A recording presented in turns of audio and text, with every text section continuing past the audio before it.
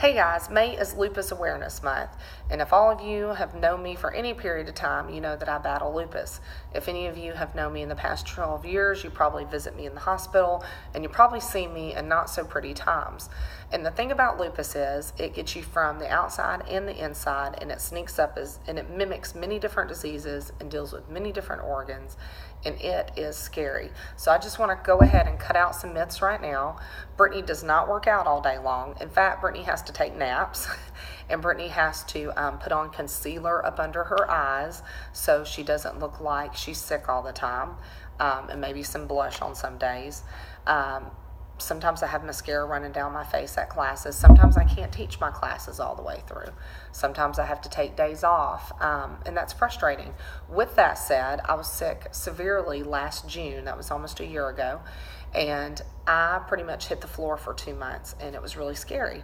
And I lost a lot of muscle. I atrophied quite a bit.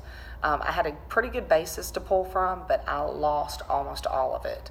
And within 3 months, I started putting muscle back on, and now it's a year later and I have 10 pounds of muscle on. And that's not just for the visual look, even though muscles are pretty, but it's more for the functional and survival, because I know when I get hit again, it's going to take muscle from me, and I'm going to give it a good foundation to pull from versus a bad foundation. So guys, what I'm telling you is you need to have a motivation. You need to ask yourself questions. Why do I do what I do?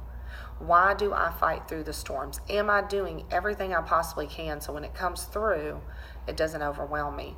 And unfortunately, you have to take care of your body physically, and something's got to motivate you to be able to do that. It may be kids, grandkids, it may be a disease, it may be just feeling so bad when you wake up.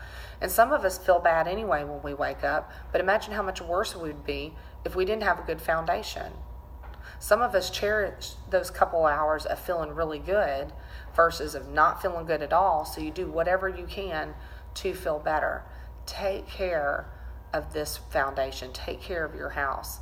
Something very interesting, I had girls from 14 to 18 that I trained, and there was something in their young body. Can you imagine being a teenager, having blood blisters all over you, face, skin, your hair's falling out, you're in stage 4 kidney failure, your knee is as big as a softball. You wake up and you have no idea. All of a sudden you can't walk because you're having to drag through school, have a backpack. You have to act like you're not sick because you're so young. But these girls were fighters. Their priority was to get better because they didn't have the baggage of life on them. And so what I'm going to ask you to do is to come out of hiding. What are we hiding? What has life done to us when we go into hiding? Why are we crawling back into our cages as an eagle when we're made to soar? We're made to fly. We're made to be in the beautiful scenery. And unfortunately, we'd rather be in our cages and hide there because it's easier. So don't always take the easy path. We take things for granted when we do that. Sometimes suffering brings a bigger joy, a bigger hope. It makes life a lot more sweeter. Unfortunately, you have to go through some crummy stuff to do that.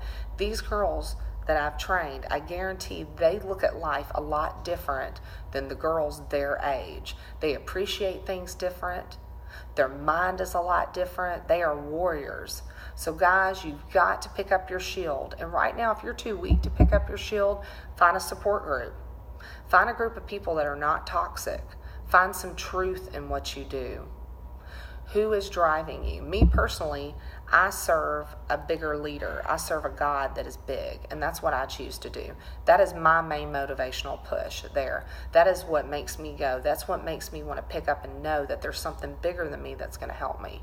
So guys, I'm asking you to find an army to put around you so when you're strong enough, you can pick up your shield and you can protect them too. And there's going to be times you're going to fall down. There's going to be times where you're just wounded. But don't hide. Let's go. We've got things to do. Educate yourself on lupus, because one of your friends has lupus, and sometimes she may need just to be like, hey, I don't know what to do, but I'm here to do whatever you need to do. And guys, that is what we were made to do.